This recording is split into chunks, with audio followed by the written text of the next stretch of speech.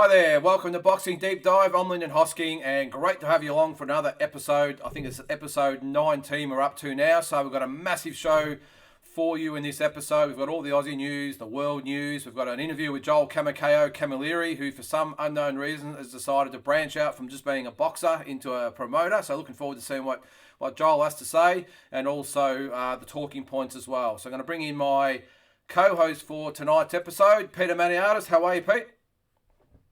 No, great to be on the show, Lyndon. Looking forward to a massive show tonight. Yeah, it will be a massive show. A little bit bit of a shame that Tassie's not with us tonight, because I know you were looking to beat him in the quiz tonight. I think you got the win last week, but I think Tassie put the asterisk beside it, said it didn't count because it was movies and not regular stuff. Yeah, it was movies. Yeah. Look, I think the Spider Rico one might have got Tassie. Yeah, I think it did actually. Yeah, but no, look, I've made the mental note never to get clever again and upset both of you in the quiz. I think I was okay with it. I think it's a bit of fun. The quiz is a bit of fun.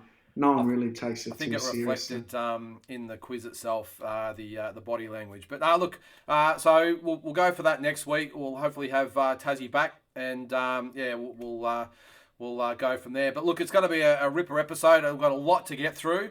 So it's probably good that we don't have Tassie here to waffle on like we always do for 10 minutes. We'll get straight into it. Joel's going to be on pretty soon. As soon as he comes in, we'll interrupt and get him in, because he's in the middle of training and everything else at the moment, and obviously a very busy man with his show coming up. So Pete, what I want to get to first is that we had the Australian Open last week, and of course the Greek player, and I can't remember what his name was. You might be able to Stefanos Tsitsipas. Okay, well, Stefanos Tsitsipas.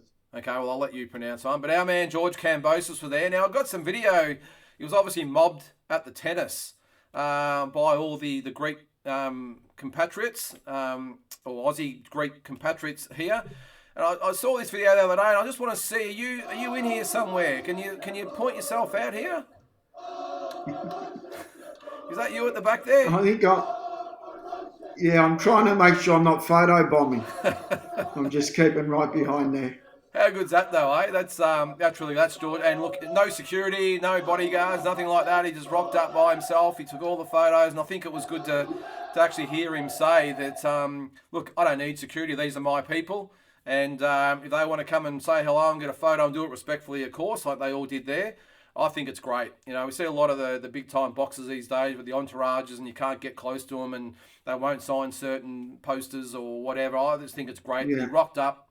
He said, come on, boys, just come on in. And I think it was really good that the supporters there really played up to it. And as you can see, they're all very respectful about his space as well.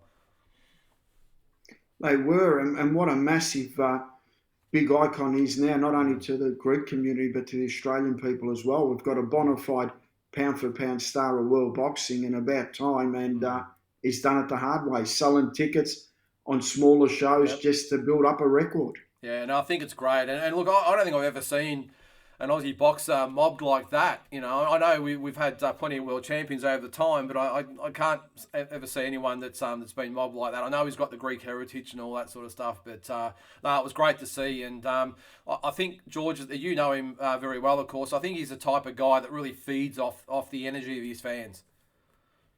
Yeah. He's he's born in Australia, but he's also a proud Greek, and he loves being around the Greek. The Greek people got that warmth. If you can win over the Greek people, they'll cross break down a mountain just to get to you. So he's going to have a massive fan base his next fight.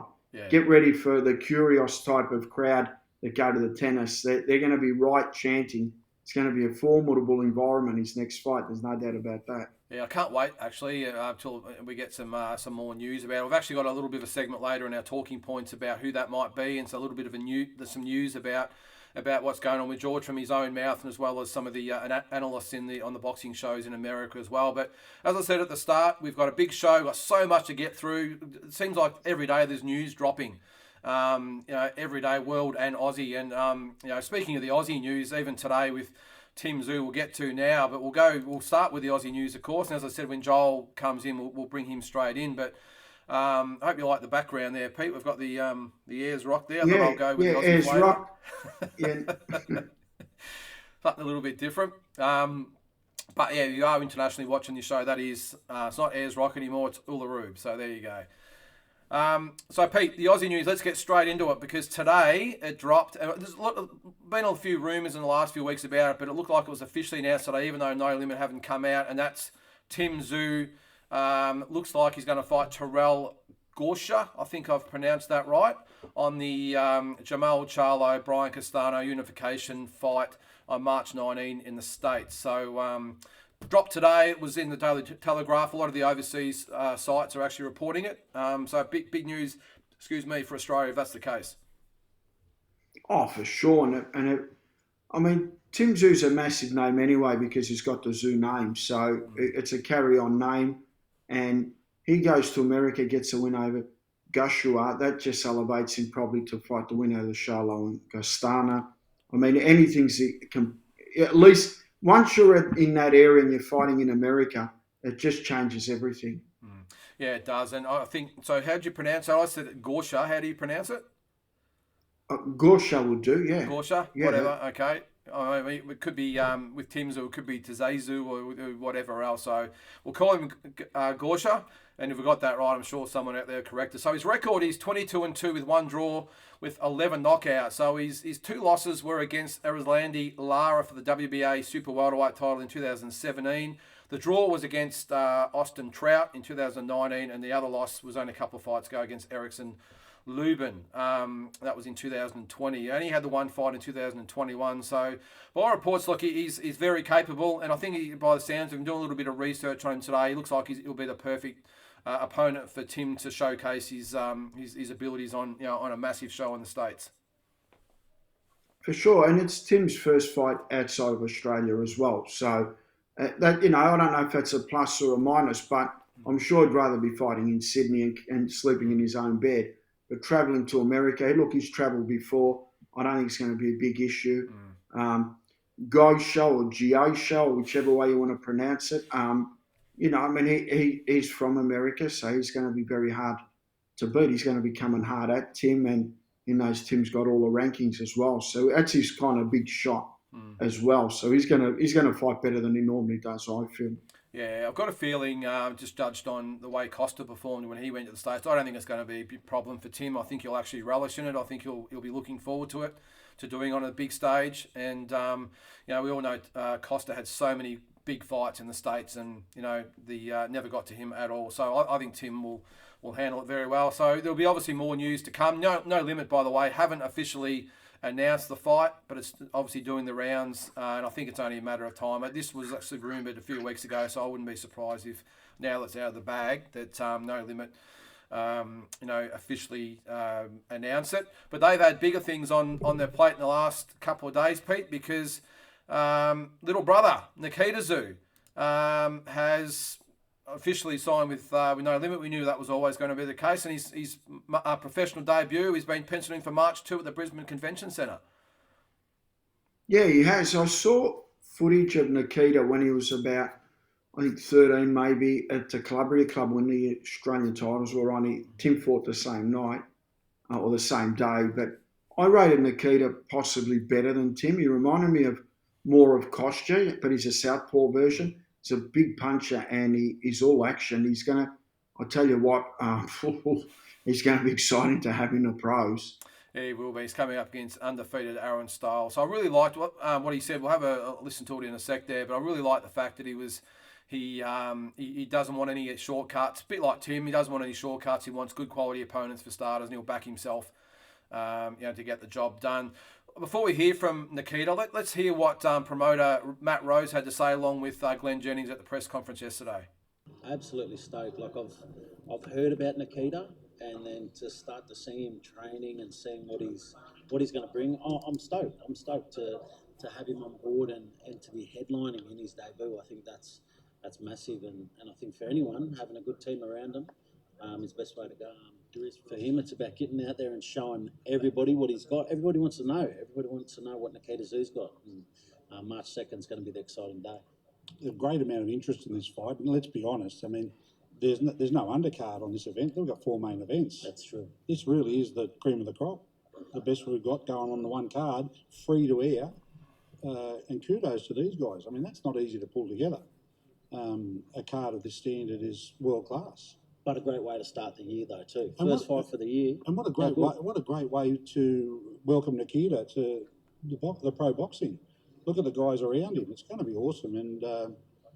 And you asked earlier about the suitors that came knocking on for Nikita's promotional agreement to sign, and there was plenty of competition. But these guys, I can't fault them. No limits. They exceed our expectations. They've delivered in every area, and they're going to do that for Nikita. And based on our history with these guys and with Tim, it's super exciting times for both of us. I'm as their manager, I'm very comfortable. I'm very happy with our relationship with No Limit, and the fighters are comfortable, and that's super important to me. This is not almost non-business. These are our mates. And we get treated like that. It's family, so we're really pleased with it. I love you too. Oh, that's lovely, George. So good to see the relationship there is there for all to see. That's great. And I've never actually met George Rose. I've met Matt Rose, but it looks like they have some great synergy with the whole team with Team Zoo up there. Yeah, and it's good to see Nikita gets his pro debut. I think he's 24 years of age. He would have had 20 odd amateur fights, so him and Tim didn't have massive amount of fights, and it was good that he actually completed his university degree. His mother, Natalie, a lovely lady. I mean, we've had him at Bendigo when Tim fought, and they're just a great family. And I'm going to be really interested to see Nikita's first 4 or 5 fights and see how quickly he comes to hand, because he hasn't boxed for a long time. That's one thing we're neglecting. He probably hasn't boxed for about 7 or 8 years. It's a long time to have out of the sport. Yeah. But obviously, he's got the zoo name, he's got the genetics. I don't think it's going to be too long before the penny drops and he starts clicking in. Yeah, well, Tim Zoo was obviously similar as well. I think he hadn't fought for a couple of years either and came back and didn't waste any time there. Well, let's hear from the man himself, Nikita, and let's hear what he had to say. Who is Nonito Zoo? We've heard about you over the years, but we've maybe met you, but we certainly haven't seen you fight. But just tell people who they're about to see. We're about to see the second Zoo brother that is a little bit crazy, who grew up with an older brother that was very competitive, who was very skillful in a lot of things that he did, and he had to learn to use his strength and his determination to compete with him. And I had 2 older brothers, my cousin and Tim, that always pushed me to my limits, and they've created a strength inside of me that I am going to push forward in boxing as well. Did you always know that you would make this journey at some point, that you would come back to professional boxing? Because we weren't sure. There were always rumours, but did you know that it was your destiny? Honestly, when I started architecture, I came with the intention that this is going to be what I'm going to be doing for the rest of my life. And it all happened pretty suddenly. In the last 2 or 3 years, this transition started to form and things started to come into place. I rediscovered my love for the sport. I started to really think about what I want in my life, the kind of energy I want to transfer into this world. And it's about taking care of your body, fighting, and just being your best self. If you're going to do this, you have to do this 100%. You have to give everything you possibly can, and that's how I was brought up. Well, not many of us have seen you fight. Can you tell us what we should expect when you get in that ring? So there's some people, they used to call my brother, would describe my brother more as like a surgeon. And for me, they've described me as a butcher. We do the same kind of job, but we do things in a different way. I'm a little bit more messy in that sense. So, yeah. So look out Aaron Stahl by the sounds of things. He is a formidable opponent for someone on their professional boxing debut, undefeated in 3 fights. What do you know about your opponent? Yeah, so I've seen him fight. I'm very fortunate enough that he's not the kind of fighter that's just going to give the fight away. He's going in there with the intention of winning, and he's not going to quit. And that's exactly what I want. I don't want an easy fight. I want to push myself every single fight I possibly can. I want to learn from each fight. If I get into a ring and it's an easy night, that's a bad thing. I need to learn from my mistakes. I need to learn and improve every single day. Yeah, so actually very well spoken, I thought, from Nikita. It would have been very daunting for him to get up there. He's never probably done this before. He's going to be headlining, Yeah, the main event up there, which I think we discussed that we were surprised he's actually going to be main event. I think we all thought that maybe he might just slip in to the card. Maybe the Liam Wilson fight might be the main event, but I can probably see that. No, it's a Fox Sports event. They've really got nothing to lose whether he's main event or not. I don't think so. I think it's a good move, but. Yeah, I thought he actually handled himself really well. The Butcher will now, no doubt, will be called.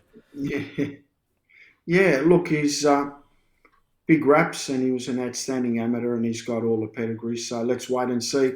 Obviously, Tim might be having more fights international now, and for no limits to bring his brother underneath now. That's a massive bonus. Yeah, it's great timing. Well, as I just said, on the undercard.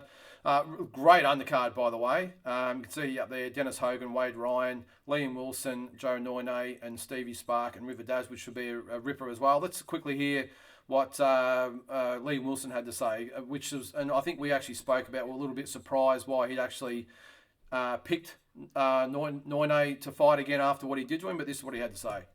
Liam, it has to be asked, you had the opportunity to fight against any number of different opponents. Why do you go straight back into this rematch, and why are you so confident that you can turn the tables? Yeah, I think if you're a true fighter, most true fighters want revenge or redemption, and that's why I'm here. I wanted this fight, and we had a few options, and this is the one we chose. I'm 10 fights in my career, and I'm not taking any easy path. This is the fight I want, and I believe I can do it. What have you been doing since that last fight? How's this preparation going, and where does this new focus come from? The focus has always been there. Unfortunately, I came unstuck in the first fight. There's levels of boxing, and I now know the level. I had a couple months break after it, refresh the body, recover, and I've been in the gym since. Me and Benny, my trainer, have been working very hard, and I'm coming back to prove to a show that I can overcome defeat, and I'm going to come beat. Yeah, so look, I think we all discussed that we were very surprised that that they've taken this fight. But look, no problem with him if he backs himself in. His management backs him in. Well, I suppose good luck to him. Yeah, for sure. Let's see how it all goes. I mean, he's putting it on the line, going straight back into the fire. And the old saying, they used to say it, fortune favours the brave. So let's wait and see how he goes. Yeah, well, the other fight on there of note is the Dennis Hogan Wade Ryan fight, which is really enthralling fight. Maybe 12 months ago, or even 18 months ago, we would have thought that Dennis Hogan would be way too much for Wade Ryan, but Wade's obviously shown that, he's hit a purple patch and should give Dennis Hogan a really good fight. This is what Dennis Hogan had to say at the press conference. I've had world title fights, eliminators, any type of fight, and we had to work our way back with the last fight, but I'm just so happy to have gotten a good win there and set myself up nicely for an eliminator.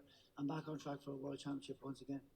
Wade Ryan's someone that we've seen plenty on these No Limit shows. You would have seen him over the years. What do you make of the challenge that he presents to you? I mean, look, Wade's done exceptionally well in the last 4 or 5 fights for him. He's got back on a winning trajectory, and a nice winning streak always boosts your confidence, and momentum is a massive thing in boxing. So, he's going to be at the best that he's going to be now, I believe, in his career. And it's an exciting fight for me because, you want to be world champion, you got to win your fights and you got to do it well. And this presents a good challenge for me, but I've been putting in, training hard, and I do believe that this fight will be mine.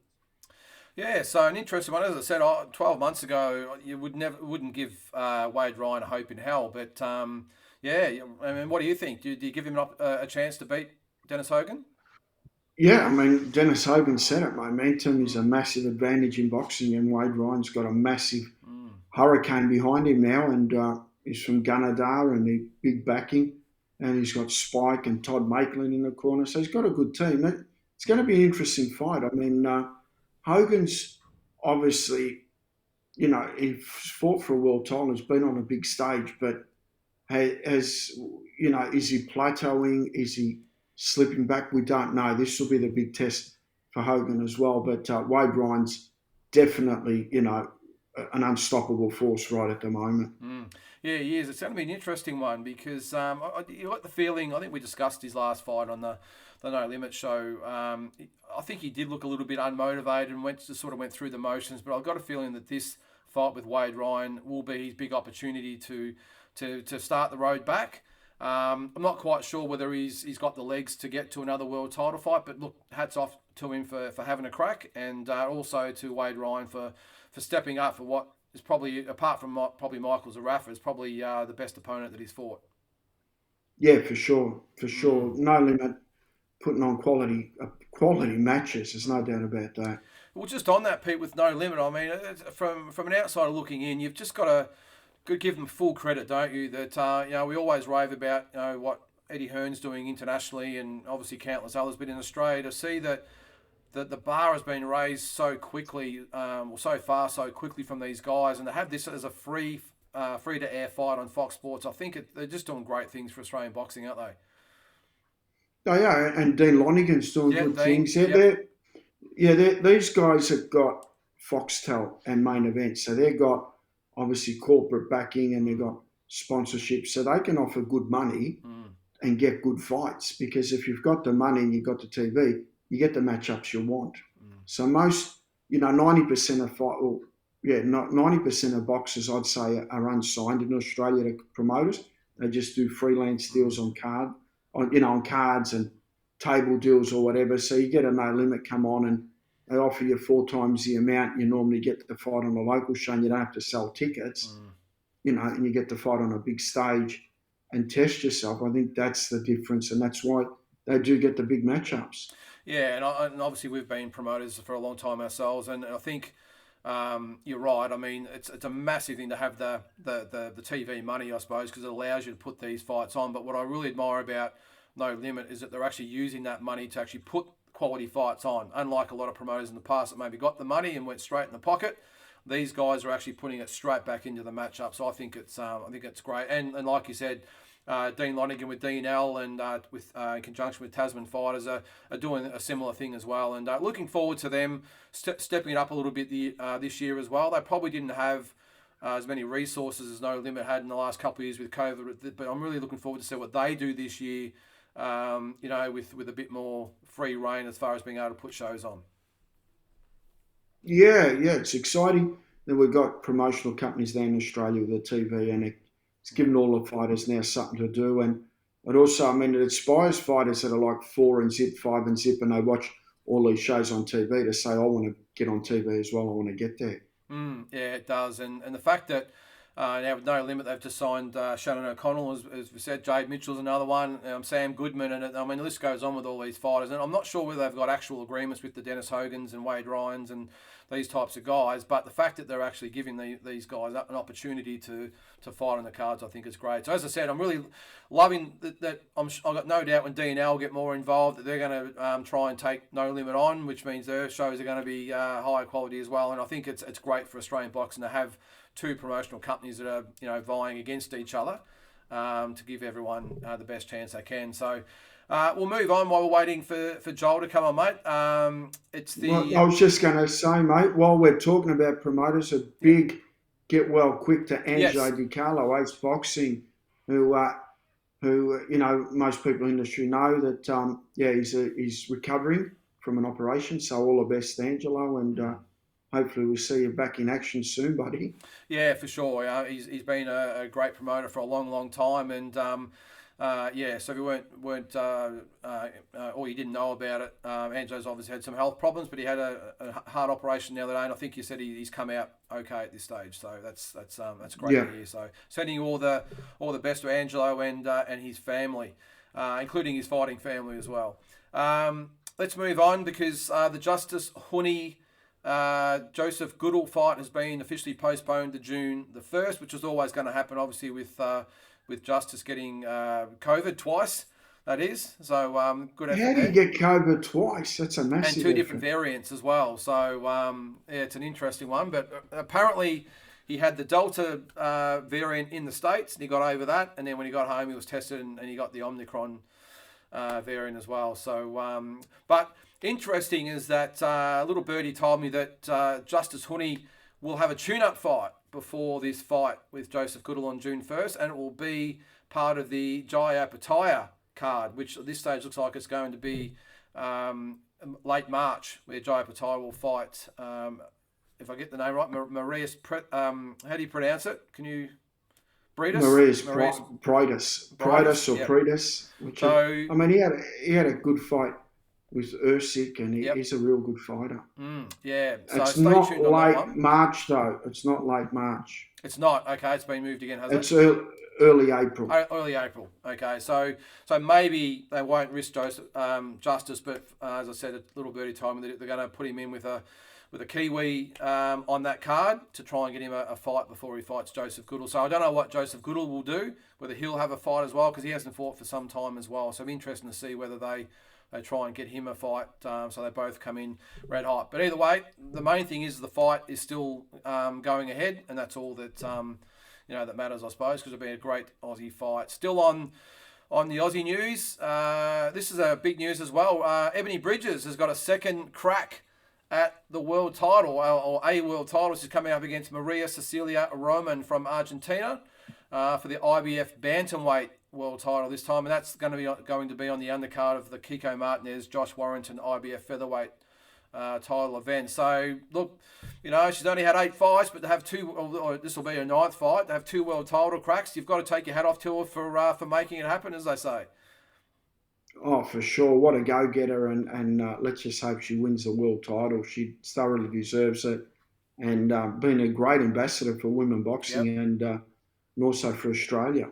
Yeah, I think so too. And look, I watched a little bit of this Roman that she's fighting, and I think she's actually got a good crack at beating her. I think the style-wise that she's got the strength and power to take the title. And this Roman's been around a while. I think she's made 6 or 7 defences. So yeah, good luck to Ebony. And look, there's a bit of a love-hate relationship with the boxing public because of the way she markets herself. But at the end of the day, she's got 2 world title fights within 9 fights in her career. So you've got to give her full credit for that. Yep. Well said, Linda. Yep. All right. So another Aussie that's going to be in action soon is Dempsey McKeon. He's going to come up against, if I can get this right, Ariel Esteban Bracamonte. And that will be part of the Lawrence Akoli Michael Shislak WBO Cruiserweight title card on February 27th in Greenwich, England. Bracamonte has a record of 11-6-6. So, an interesting one. Before I get you to comment, Pete, this is a little bit of what Dempsey had to say at the press conference the other day. Undefeated, boxed in the US last time out. I'm ready to fight in London at the O2 on Feb 27th. Yeah, this is pretty much as big as it gets, making my British debut. So I've got to really make sure I go out there and put on a good clinic, come away with a nice knockout as well. So it has been a wild 4 months since I left Australia and based myself over here in Essex. And like you said, I was with Anthony Joshua and then Portugal, Dillian White. And it's good to come back and just get some proper one-on-one time with Tony Sims.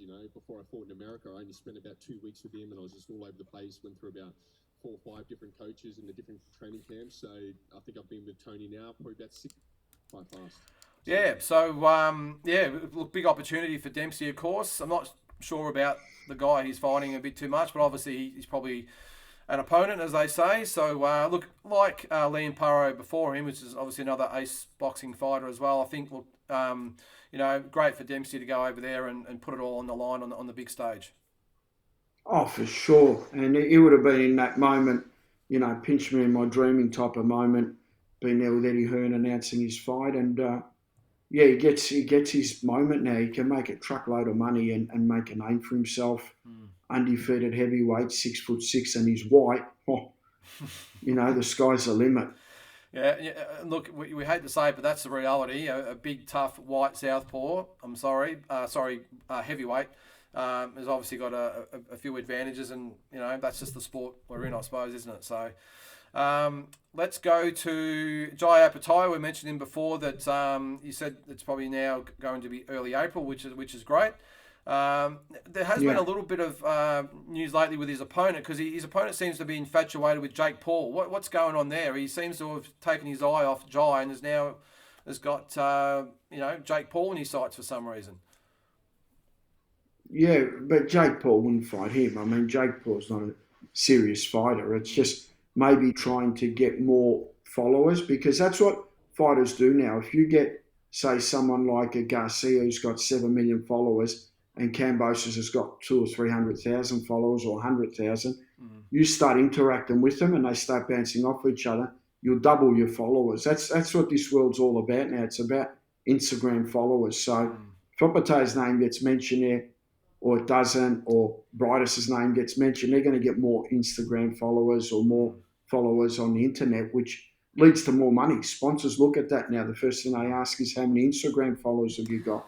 Yeah. So that's smart play. But whether, I mean, everyone knows that Opetay's got his world title shot, the IBF one, and it's going to be interesting. I'm told Brightus has got 22 airfares from Lithuania or Ukraine or from Russia, where he's from, or Germany.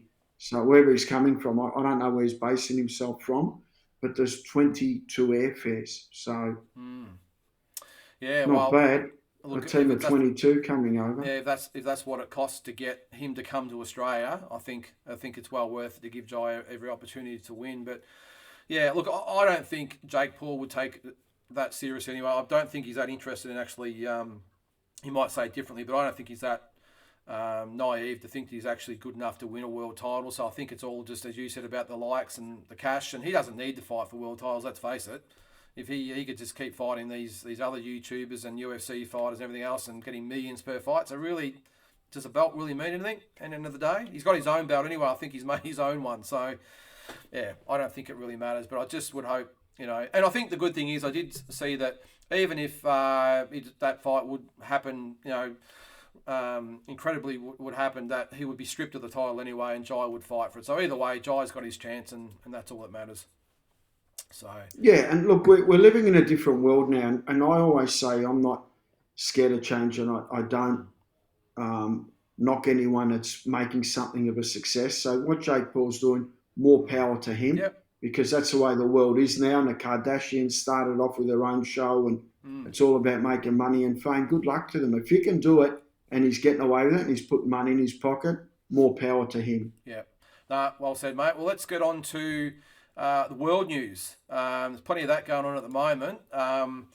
It's just starting to heat up a little bit, and the first part of it was this week with the announcement of, or the official announcement of Tyson Fury, Dillian White.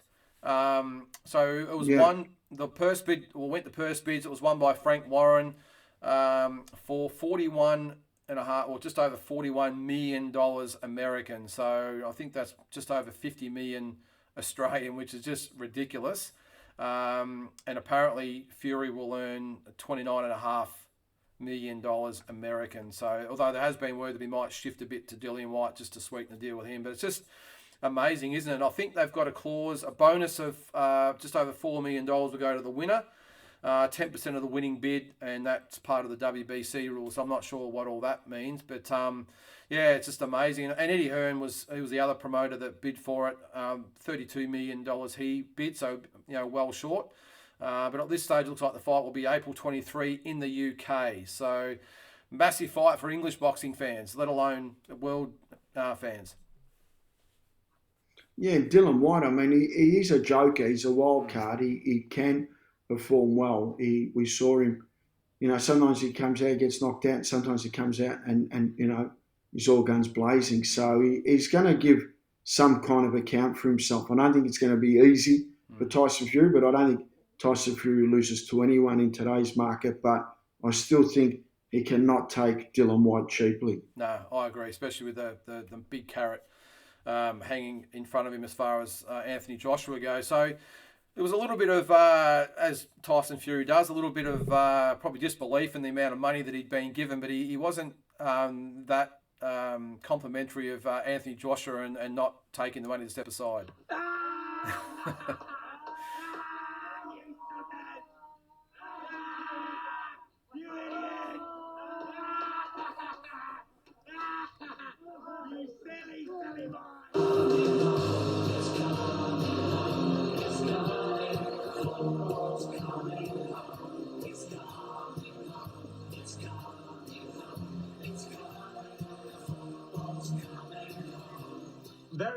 guys. Purse fed. Big GK's coming home. I'm coming home. Cannot wait. Me and Dylan are going to put it on the line. Spartan! Lovely run this morning, guys.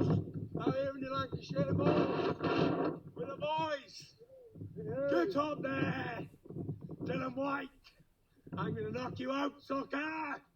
You're getting it, you dosser.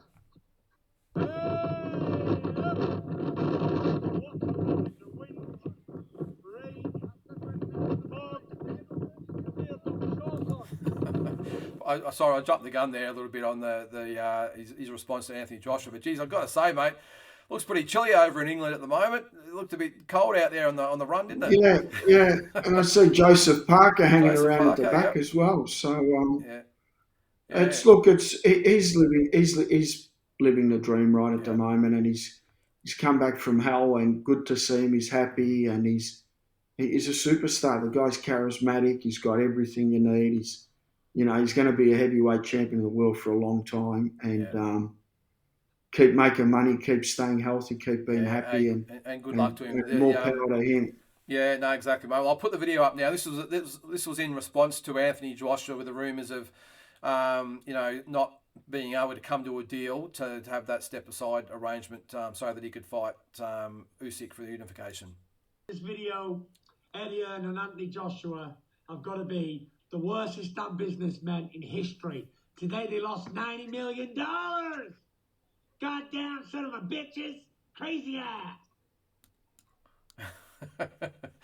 So that's Tyson Fury. So as you said, mate, he's living the dream. He can call all the shots. So good luck to him. Another big fight that's been confirmed is the Oscar Valdez Shakur Stevenson fight. I think we mentioned it last week or the week before, but it's been officially penciled in for April 30th. So that should be a ripper fight.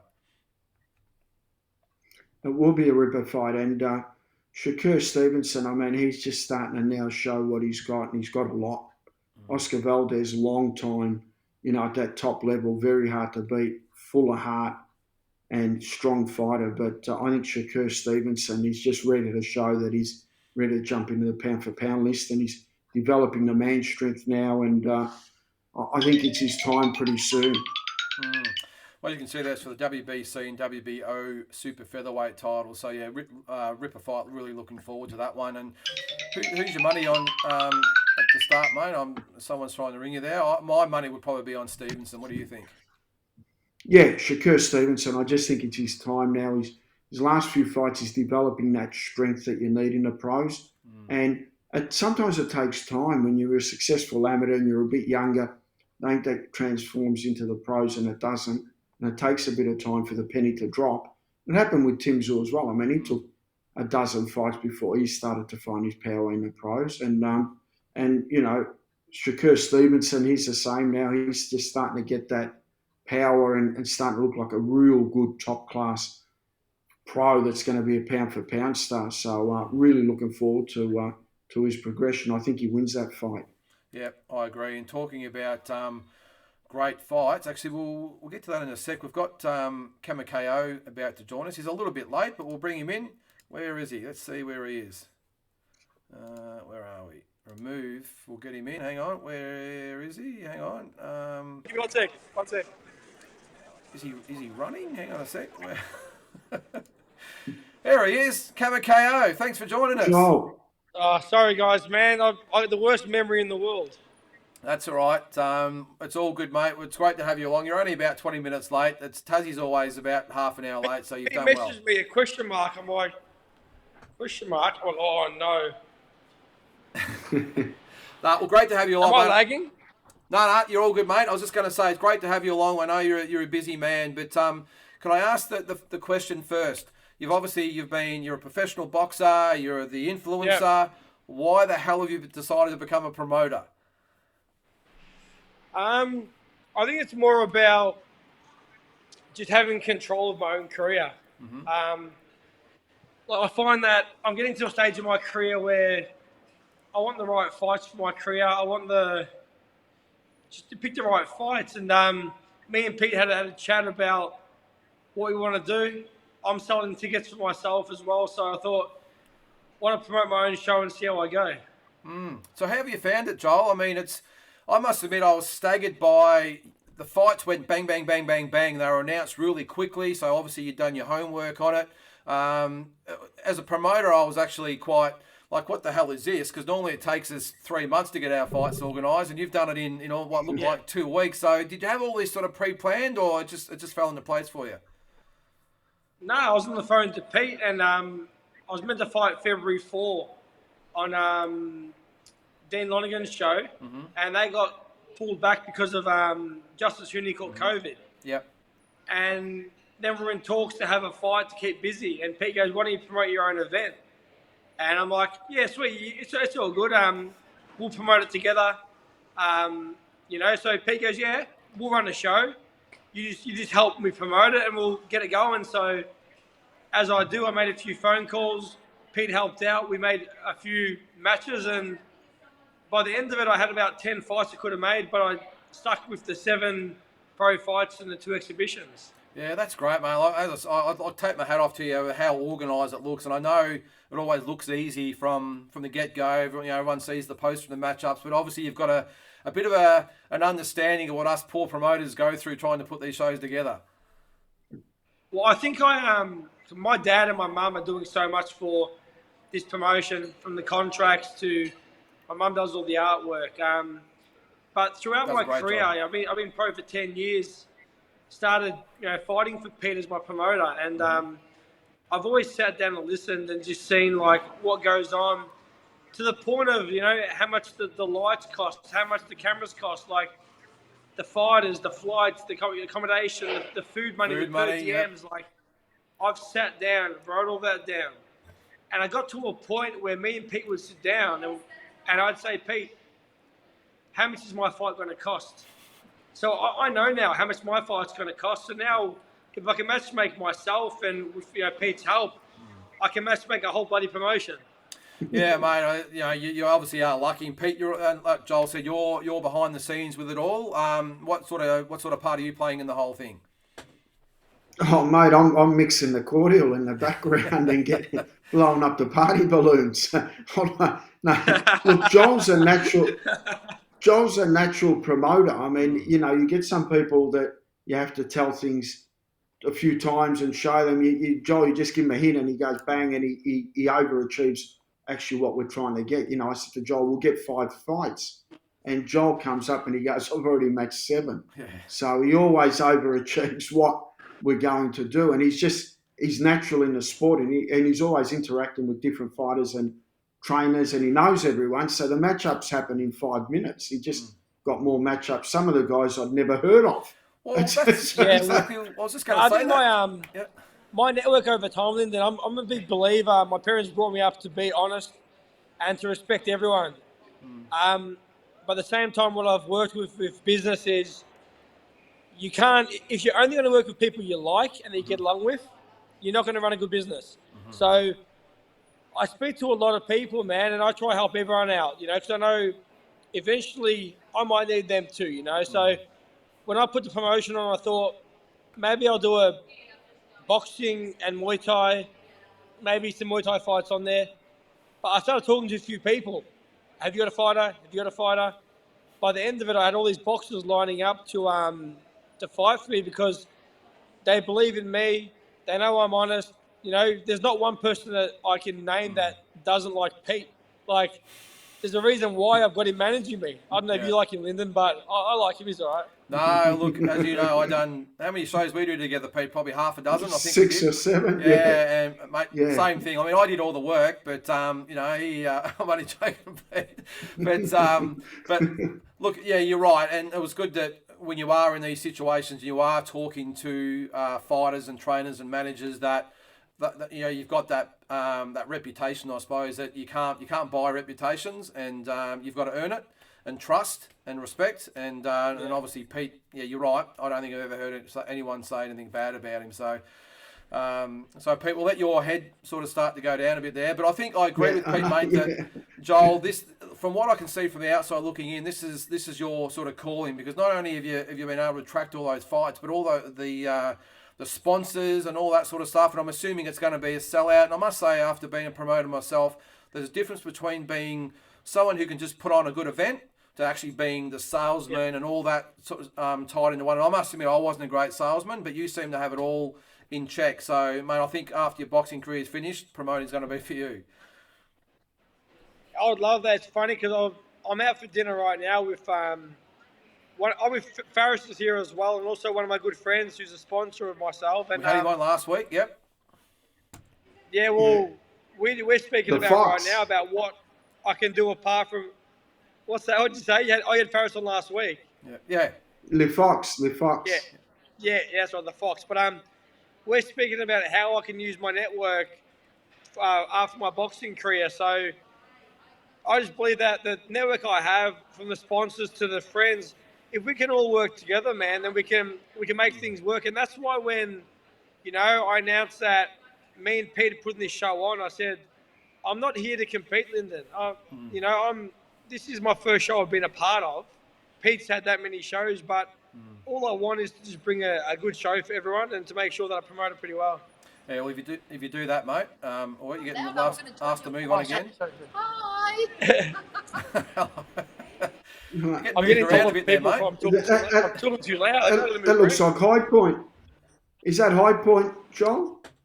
I'm in South Yarra. It's a bit, in High Point they wouldn't tell me off. South, yeah, you'll become a market as soon as you become a promoter. Goodbye to High Point. Hello, South Yarra. No, we're in South Yarra, just at Meat and Wine Co. If you had to watch last week's episode, you would have seen that I actually gave the Meat and Wine Co. a big plug because I was there last week, and it's the best ribs and steak in Melbourne, if you ask me. Yeah, I had a steak, had a few calamari, bit of bruschetta, but I got to watch the weight. Got a fight in 2 weeks. I mean, you pay for what you get. Don't get me wrong, but I just think they're the best steak and ribs in town. So free plug to Meat and Wine Co. there. But mate, on another note, just with the show itself. So you're obviously the headliner. On the undercard, just tell us some of the fighters we should be looking out for. Well, Connor Reed's one guy who I've heard a lot about. An amateur, coming through the ranks, who they've talked a lot about. So I haven't seen him fight before, but there's big raps on him. So Connor Reed's one, definitely. Caesar African. Good fighter. He's had a very good fight in his first fight, even though it was a draw. Massive draw card too. The co-main event, the thing is, you can put a fight on with one great fighter and one average fighter, or you can put on two good fighters, and that makes a great fight. And Luke Pillarinos versus Joel Pavlidis is a great fight, so the co-main event's going to be ripper. Yeah, that's great, mate. And now this week on another subject, obviously the zoos have been in the news all week. They've dominated all the social media sites. I've got to ask, you've had a crack at Big Bro. Is there a chance at any stage you might have a crack at the Little Bro? I had a joke about that when he was first turning pro because I was sitting down with Glenn Jennings and that saying, Nikita's going to have that 5-fight plan. I asked Glenn, will I be in it? And as much as he laughed, you don't know, man. You don't know. Like they might go for me. You don't know. Yeah, well, 100% for sure. Because look, he's already said in his press conference yesterday that he wants to fight the best around. Obviously, he's not going to look at someone like you probably within his first 5 or 6 fights. But after that, there's probably probably 6, 7, 8 different opponents that he could look at, isn't there? Really, in that division, it's a great division. Yeah, 100%. But the thing is, I'll have to wait a bit longer. See, when I fought Tim Zhu, he was just climbing the ranks and the money was like half decent. Now the money's gone about 5-10 times. So I'm going to wait around a bit. Pete, we'll make sure we get at least 6 figures, You've taught him well, Get Pete. an extra 0. Well, here's a question probably more so for Pete. After this fight with the Fijian, Pete, what's next for Joel? What do you got in mind for him? No, he's fighting actually an Indonesian. Indonesian, Jesla. sorry. Yep. And he's actually won a WBA Asian title. He's a real good, decent, tough opponent. Look, his next fight we can't announce soon because we're actually going to meet up tomorrow and go over it. Yep. So we can't announce it, but it's going to be a massive fight for Joel, and it's going to be a massive year, not only for Joel but for Faris as well. It's some exciting stuff, and the platform now that boxing's at, it's given these boxers so much opportunity, and it's going to be good to experience with them because they're going to get their massive opportunities. There's so many opportunities out there.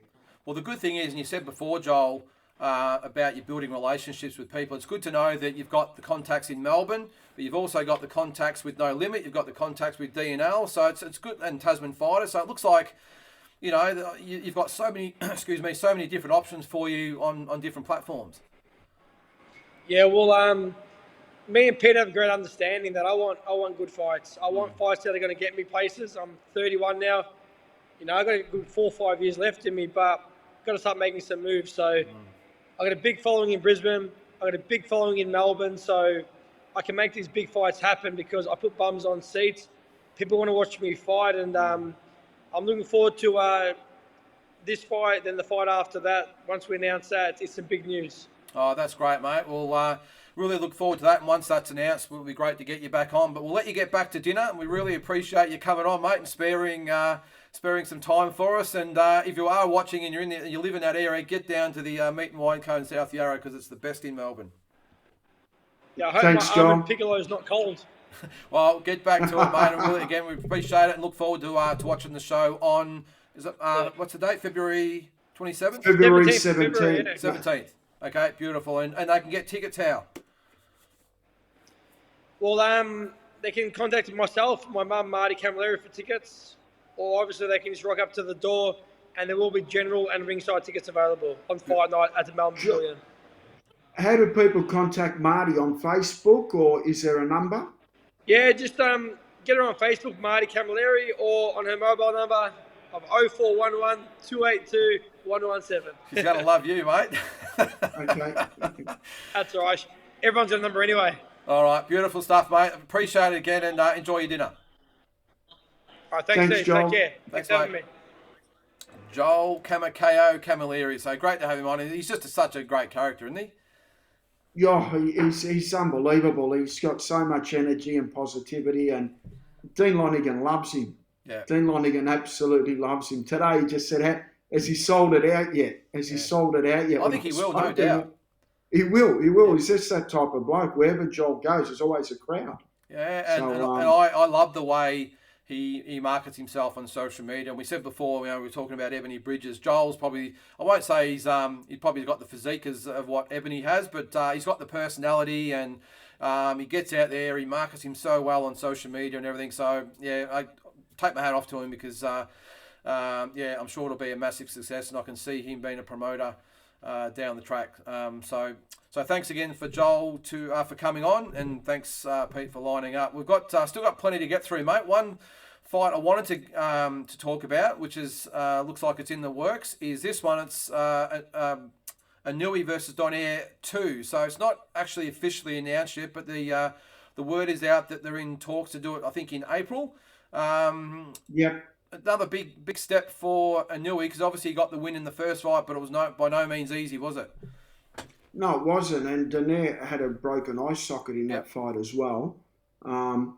Look, Donaire's coming to 39 years of age, and I actually know Donaire pretty well. I know his dad. I remember when he was just starting out. He's from Bohol, in a place just off Cebu called Bohol, and his dad's a great guy. His brother Glenn as well. I mean, they're a great family, and his wife Rachel manages him now, so they've broken away and they're living in Vegas. He's one of the nicest guys you ever want to meet. He actually wants to be a photographer and not a boxer, and he actually takes great pics. So, but he's one of those guys that's just dangerous when he fights because he's got power in both hands. And he defeated Gabello, a fellow Filipino, his last fight for his defence in 4 rounds. I think that was his mandatory. But Onui's sort of a different cat, and he's just a different beast, and he's at his peak. And Donaire now at, getting close to 40, it's a bit different for him.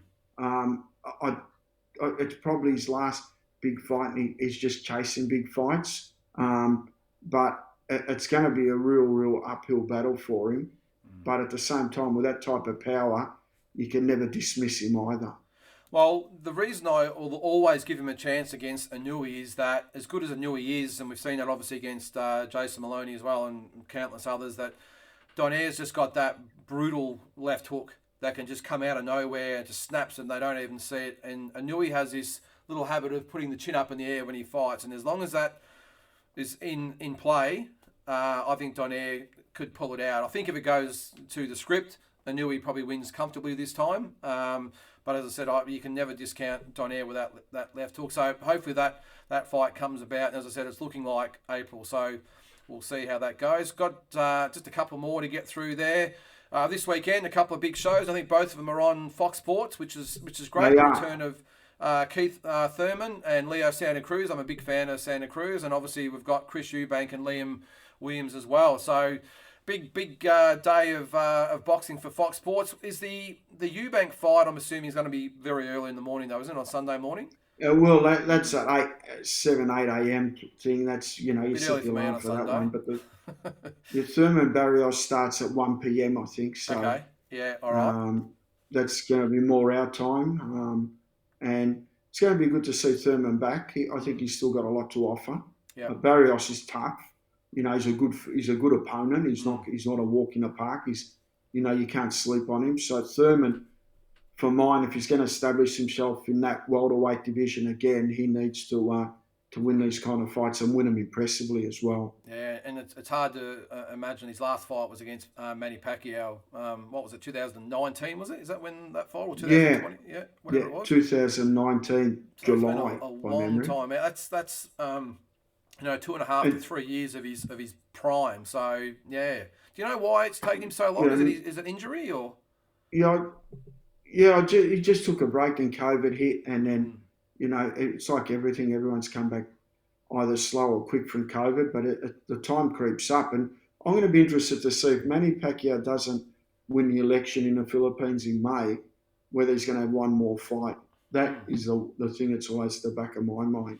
Yeah, well, I'm not saying with Thurman, but I'm just saying, will he have one more fight or will he finish on that note? Yeah, well, it remains to be seen, so you never know. But it'd be good to have Keith Thurman back because he's been a little bit of the forgotten man. I think to throw him in the mix with a Spencer or Crawford, he can fight, And I mean, Manny made him look pretty ordinary, I thought. But Manny's done that to a lot of fighters, but I think he could give Spence and Crawford a good fight, and whoever else is out there as well. Ugas, is that his name? Ugas, I think. Ugas. Okay, so so we'll see what happens in the welterweight division. One more thing to get through in the world of boxing is Katie Taylor and Amanda Serrano have faced off for the first time for their massive fight on April 30th for the undisputed lightweight title in the biggest women's fight of all time. So that's great. Looking forward to that. But it has been a little bit of controversy there, Pete, and I'm going to roll straight into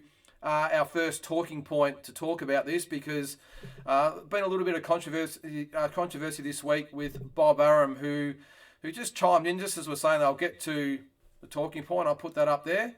He had this to say when it was put to him that it's the same night as the Valdez Stevenson fight. Who's going that night? The women's fight between Katie Taylor and Amanda Serrano. I mean, as good a fight as that is, come on. Whatever reason it is, people don't particularly pay attention to the women fights, The answer is ESPN made the schedule and they couldn't care less. I don't want to denigrate fights. I don't want to be accused of being anti-women in sports. I'm telling you, this is like the Premier League against women football. So the talking point is, did Bob Arum put his foot in it? I hope you could hear it okay. There was probably a little bit low, but pretty much saying that when it was put to him about going up against Stevenson and Valdez, if that's a concern, and he pretty much shrugged it off as that, come on, and you heard at the end there's like the Women's League versus a Premier League. So I could understand what he's saying, but did he put his foot in it? Look, I'm Bob's old school, and he was just talking about eyeballs, and he's going to back to his charge is going to get more eyeballs. He wasn't being disrespectful to women, and he said that. Yep. And it's great that females play sport. I mean, I think women are tougher than males when it comes to sport. You see a lot of them, and they're so tough, it's scary. So kudos to the females. They do it the best, and they're always the strongest. They're stronger than males. It's we're probably physically strong, but they seem to be stronger. So I think it was I'm a really all for female. I think it was an innocent comment by the reporter, but I think the response to it was just so over the top. This is what Jake Paul, who's Amanda Serrano's promoter, had to say. And you can see here, men like this dinosaur are the reason women haven't been given a fair shake in many parts of society. I feel sorry for Michaela Mayer. She deserves better. And he says ESPN doesn't care about the biggest women's boxing event in history. Taylor Serrano will make history with or without you. Now, I actually think that's unfair as well. I think you can see there, Bob's obviously from a different era, but I don't think by any means he was denigrating the women's fight. I think he's a supporter of the women's boxing, but what he's saying is, come on, all things aside, Stevenson and Valdez will blow that fight away no matter how big that fight is. And unfortunately, no matter what side of the fence politically you sit on, end of the day, facts are facts. It's going to happen. Bob Barron was one of the first promoters to put female boxing on his shows. So, Bob Barron's people have met Bob Barron. You couldn't meet a better gentleman. He gives you time. He knows the sport inside out. So, it's just a blown out comment. Yeah, it was a no-win response from him. No matter what he said, he was going to. Because if he answered honestly like he did, said, "Well, what am I concerned of? We've got the bigger fight." But he did also say, full respect to the women. But as sometimes happens these days, it gets twisted and turned to fit some sort of agenda with whoever's reporting it to get likes and clicks and all that sort of stuff, and a bit of feedback. But look, I don't read anything into that at all. So I think, end of the day, he's right. And I'll be watching both fights, don't get me wrong, and I can't wait to see Katie Taylor and Amanda Serrano fight. Yeah. At the end of the day, Valdez and Stevenson will be the biggest fight. That's just fact. There's nothing we all say that's going to change that. So I'm with you, mate. I say no. Talking point number 2. I've only got a couple tonight. This relates to your man, George Kambosos, and it says here, Haney, Lomachenko, or Garcia. Now, before you answer that, this is what was on the Zone's boxing show the other day.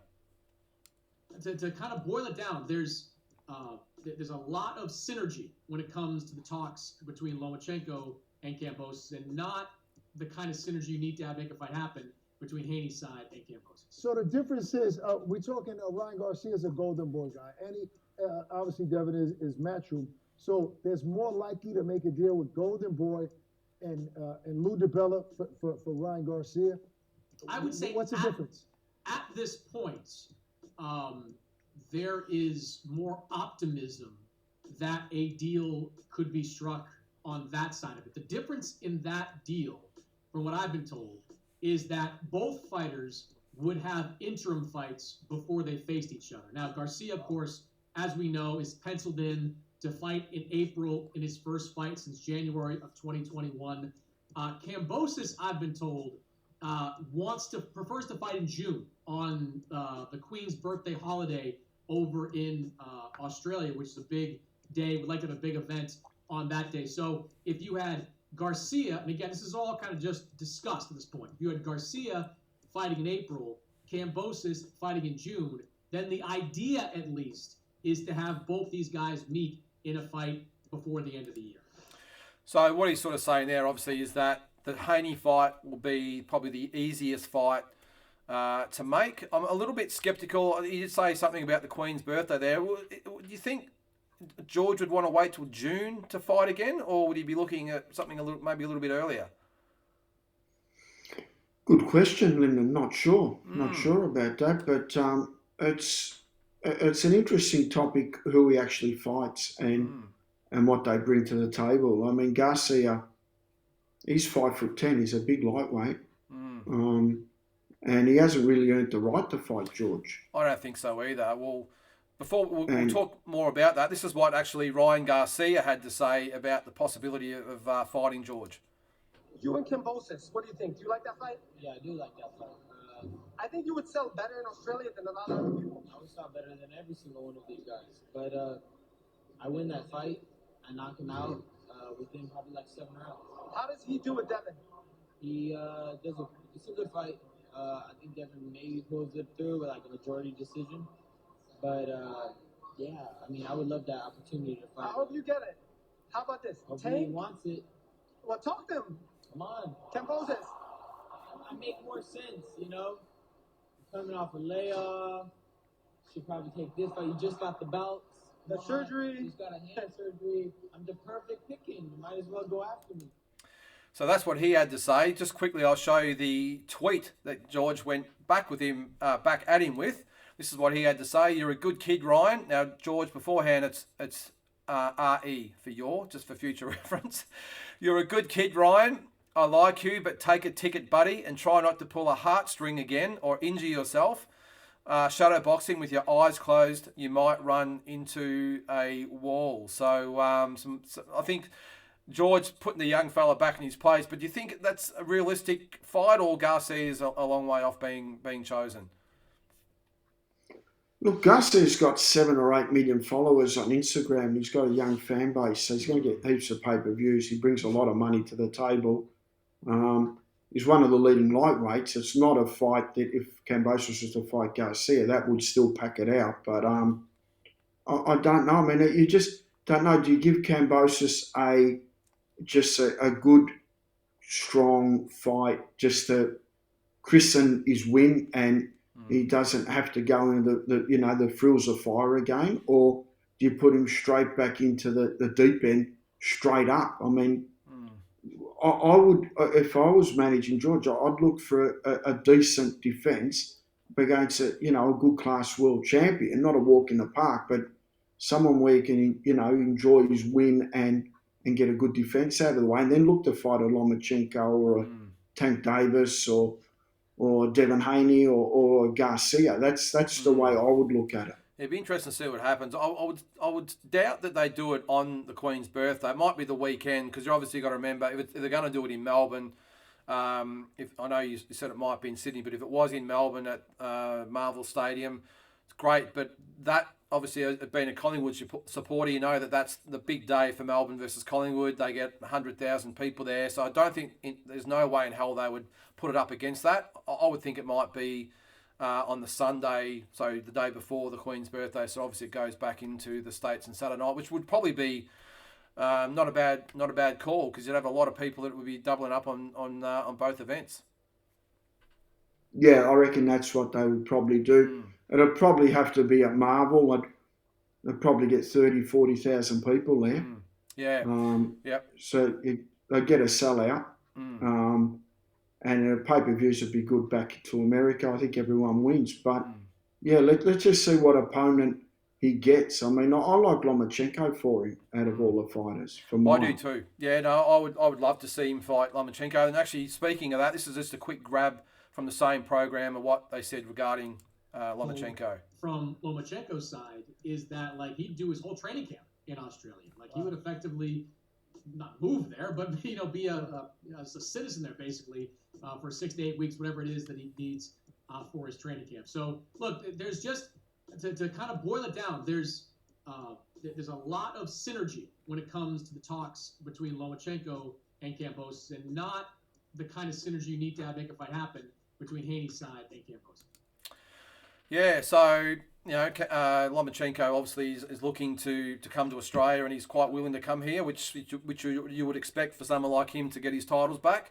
And by the sounds of things, Haney is as well. So yeah, it'd be interesting to see what happens there. We'll just keep the ear to the ground and see what happens there, I suppose. But either way, it's going to be a massive event. So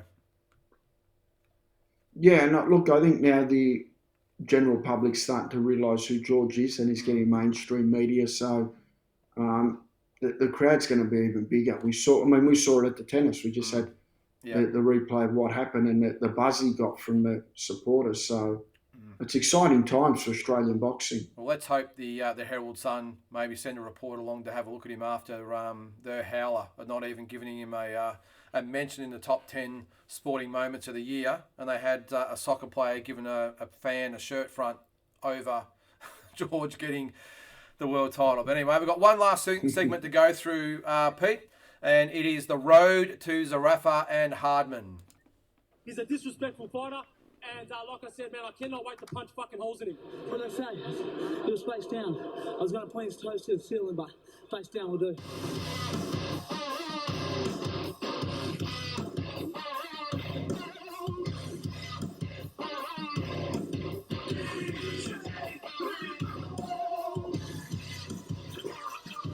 Run him up. He should have stayed on the couch. Tell me that. He should have stayed on the couch. 6-7 away. One fight. Mate, please, kick back and enjoy One yourself. fight. Like I said, watch the show. Have watch a the coke and a show. hot dog. Don't worry, I've got a ringside seat too. So the road to Zerafa Hardman. So a little bit more happening in the last week rather than the back and forth on social media. I think we've covered that enough with the bits and pieces. A little bit more, as I said, interviews on the podcast.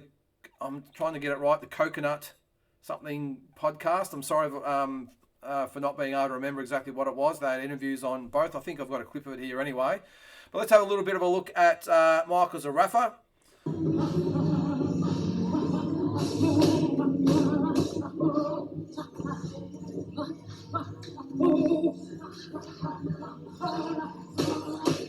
Already looks in pretty good nick there, doesn't he, Pete?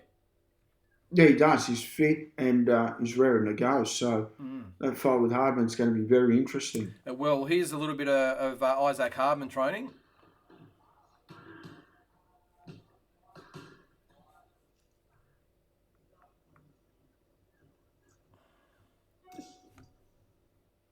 Another day of guesswork done. I think we did like 17 37-metre sprints followed by 1,403 metre sprints. Then we did 700 metres on the rower into 12 rounds. 12 rounds of sparring, only left hand, and then we finished off with some kung fu.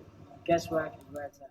So great of Isaac to actually tag us into that. He's obviously watched the episode so far. So Isaac, make sure you keep them coming because I think all the people out there want to see what's happening in your training camp. So look, it's good to see that both of them now look like they're starting to focus on the job. Yeah, and the closer it gets, I'm sure the build-up will be a lot bigger as well. And they're both pretty fit and they're both taking it seriously. So the winner obviously is going to get a massive ranking boost. So it's a lot, the loser's going to lose a lot of ground. They could lose 18 months out of their careers to build up to where they are right now. Well, Isaac Hardman couldn't resist having a little bit of a dig at Michael Zerafa. This little bit of his bedtime stories on his Instagram. Many promoters used Oladi because he was very durable, and at the same time, he wasn't a puncher. Yet I've just been told that bloke knocked Michael Zerafa down and they gave him a 20 count. But suffered a devastating knockdown in round 3 to Sydney Sider Oladi, which had Zerafa on wobbly legs and lucky to survive the count. There you go. What was his record at that time? Oladi's or Oladi's. Oh, I don't know. Did? It was terrible anyway, and he got knocked down by a Filipino taxi driver and got a 20 count. Wow. Now, Pete, that was he was referring to as Antoine Alate. Now, I think that was your show from memory. Is that right? I promoted that show. That was for the Bob Rose Cup, believe it or not. Tell us about what actually happened in that fight. Is he correct? Did he get the 20 count, or is he sort of exaggerating things a little bit there? Look, I don't comment on referees or what have you, but he got hit with a big shot moving in. And Olate, I was right next to it. He fell right down onto the ring apron, and I heard the thud. And at the time, I didn't think he was going to get up. He just got hit with a peach. And to Michael's credit, he got up, and then I thought they're going to stop it. And then he just started flurrying, and he actually hurt Olate. That actually got fight of the year. He's underrated, isn't he, Alate? Because his record wasn't the greatest, but he was a real tough journeyman, wasn't he? It was a tough test for Zerafa back at that stage of his career. No, it was. And that actually, I mean, that was a cracking fight for 10 rounds. So that was a ripper. And I think Joel Camilleri fought that night too. He might have fought Oscar Ledlin. And that was a terrific fight as well for a WBC title. So, but Zerafa and Hardman got fight of the year. Zerafa and Alate. So, because Zerafa actually came back and won the end of that round after being out on his feet. Yeah. No, well, I was just interested to hear your take on it because, as I said, you were obviously the promoter and you were at ringside on the night. So both of them went on the podcast, as I said earlier, and I'll try and get the name right here. This is every time someone Zerafa. fights me, they get exposure. No one even knew who Hardman was until he aligned himself with Zerafa. You know what I mean? When he fought all the other guys he fought, no one even knew. Like Hardman versus Adam Stone, no one even knew. Everyone said, who's who? Do you know what I mean? True. Or you put Zerafa, oh, you're fighting Zerafa, oh, yeah. I said to people now, like, I'll win your next fight, so I'm fighting Isaac Hardman. Who? Isaac who? Never heard of him. You know what I mean? Like, Jeff Horn, you know, a name, you know, and Cal Brook, a name, you know. It doesn't matter what the result is. To go in their backyard and fight the world champion, former world champion, taking 12 rounds, man, you know how much balls and heart you need to do that? No one. These guys aren't going to do that. These guys are calling themselves kings fight seats. Especially that's exactly right, you know. These guys, man. Yeah, so that's on the Coconut Tips podcast. So make sure you check it out because the guys are doing a great job interviewing lots of different fighters out there. So check it out. But has he got a point there, Pete? As far as I'm the name in this instance, no one knows who Hardman is, or is he maybe not giving Hardman enough credit? Look, Hardman's been fighting on Foxtel for the last 18 months. Everyone knows who Hardman is. He's been fighting on good shows and he's built up a profile and rightly so. You know, he's been fighting decent fights. And look, Michael shot his prominence by beating Jeff Horn and stopping Jeff Horn. That gave him obviously a massive boost up in his career. So it's not about who's got the name. It's who's going to be ready to win the fight. Because once that bell rings, doesn't matter who's got a bigger profile, who knows who. And that was none evident at Bendigo than when Michael Zerafa stopped Jeff Horn. And no one expected that. And you promoted that fight with Dean. And I mean, I went to dinner with Dean after the weigh-in of that night and we all caught up with another English guy, Sham. And I said, mate, I'm worried about Jeff because I saw Jeff went to pick up his T-shirt. He still had a bit of belly roll around him. He just took Zerafa very easy and paid the price. So it doesn't matter who's famous or who's not famous. When you're actually in that ring and your heartbeat's going at 180 miles an hour and you're getting headshots and you know your fatigue's kicking in, no one cares about how much Instagram fans you got or who knows who or who's mates with 50 cents or whatever. It's a fight game. Yeah, 100%. Well, Isaac Hardman was on the podcast a couple of days after that on the Coconut Tips podcast. This is what he had to say. Like, for instance, every conversation that fuckwit Fleabag has, it's like he's got dot points he's got to hit, you know. It's a cry for help here, you know. Each one teach one. If you knew better, you do better. These guys are, you know, these people are parents of these kids. You know, he's got to hit all these agendas. You know, I am just who I am. There's no notes here. There's no scripts or nothing. I am who I am. Like I said, like it or not. Sometimes I'll say things that I shouldn't, and you learn, but it is what it is. So that's what he had a few other entertaining things to say as well, but that's probably the main thing there. But I did actually notice during the podcast that the host there of the Coconut Tips podcast actually asked him or commented on something and it actually brought him to tears because and I thought that was another side of Isaac we don't obviously see. And I obviously seen, I'm sure Michael's the same. There are different guys away from that persona. So look, I think it's great. Just one last thing on Michael Zerafa. He's got a documentary on Fox Sports on Sunday. Is this a little bit of a preview?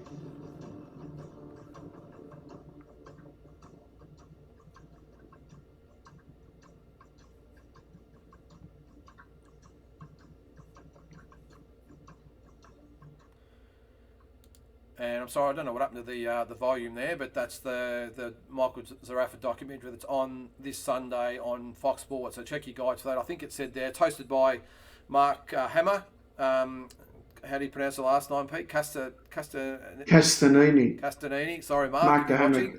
So, former cruiserweight Australian kickboxing champion. He was, and runs a very successful gym in Melbourne. So check out that documentary on Sunday. I'm looking forward to it because it's been a long time coming. I think there's had a few issues, but yeah, check it out. I think it's after it won't be the Eubank fight. It'll probably be the Thurman fight. I would probably think, would it, or is it? Have I got that wrong?